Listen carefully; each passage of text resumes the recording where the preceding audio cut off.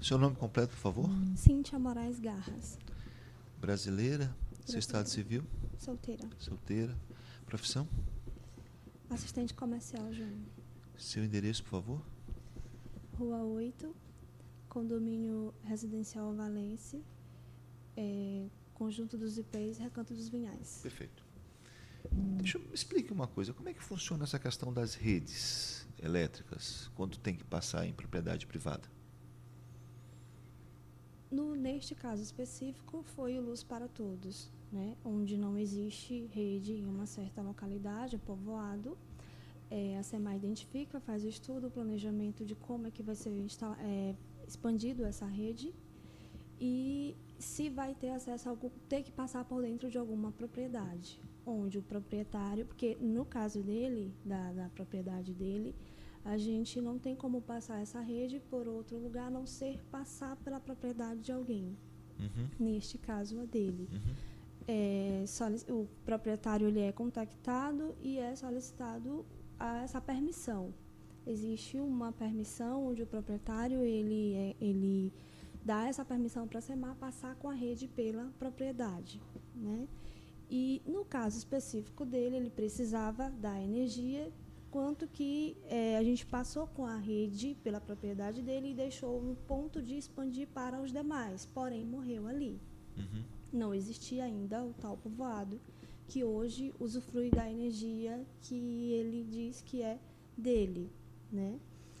E aí foi colocado os postes por dentro da propriedade dele e colocado um transformador lá, exclusivo, não de propriedade do senhor Abraão. Exclusivo é quando ele está atendendo somente aquela instalação, né, aquela casa, mas ele pode ser, sim, aproveitado para os demais que vão precisar de energia, que é o caso hoje, né, lá. Aliás, não é porque o transformador foi furtado. E é isso. Funciona dessa forma. Então, na verdade, não é uma permissão para passar pela área.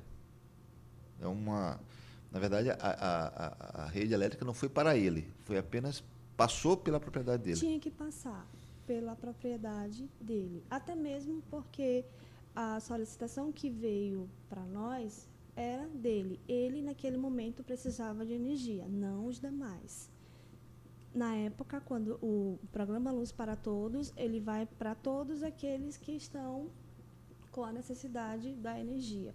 Se esse povoado ele já existisse lá, naquele local, a rede ela não só ficaria lá onde ele estava, ela passaria para os demais, onde a gente não teria a necessidade de colocar um transformador somente para atender eles. Na verdade, é uma servidão. Entendi. Doutora, perguntas?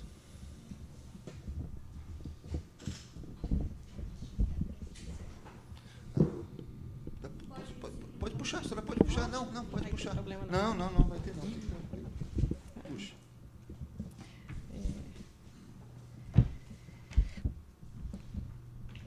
Pode começar? Eu gostaria de saber, requerida, como é que são feitas, como é que são processadas, na verdade, essas reclamações junto à SEMAI? Quando chega, a SEMAI toma conhecimento de uma reclamação da natureza, dessa natureza informada, enfim, que foi informada pelo autor, como furto do transformador, inclusive com a juntada do boletim de ocorrência. Existe um prazo para a resposta? Como é que é processado isso? Não temos conhecimento, né, de que foi solicitado para a gente a reposição do transformador.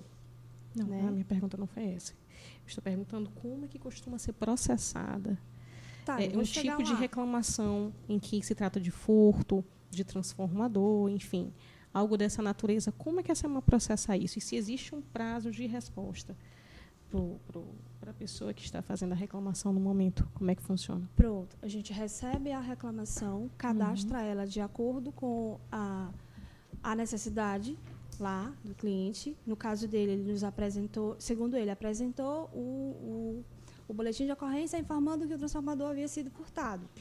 O que é feito? A gente abre, sim, uma reclamação, só que, neste caso, o transformador não era dele, de propriedade dele, o transformador é de propriedade nossa. A gente registra na conta contrato dele, acrescentando, sim, o boletim de ocorrência, mas como uma falta de energia, onde a gente vai tratar isso como falta de energia. A responsabilidade de colocar o transformador fica por nossa parte, nossa conta. E isso não foi feito. Com relação à emissão das faturas após o furto do transformador, foi alegado anteriormente que não diz respeito ao consumo, diria respeito a... Custo de disponibilidade do custo sistema. de disponibilidade do sistema, certo. Foi alegado também a situação de que, na propriedade dele, dali, se haveria possibilidade de ser expandido para outra localidade, apesar de estar dentro da propriedade dele. Né? Como é que é feito esse controle, tecnicamente falando?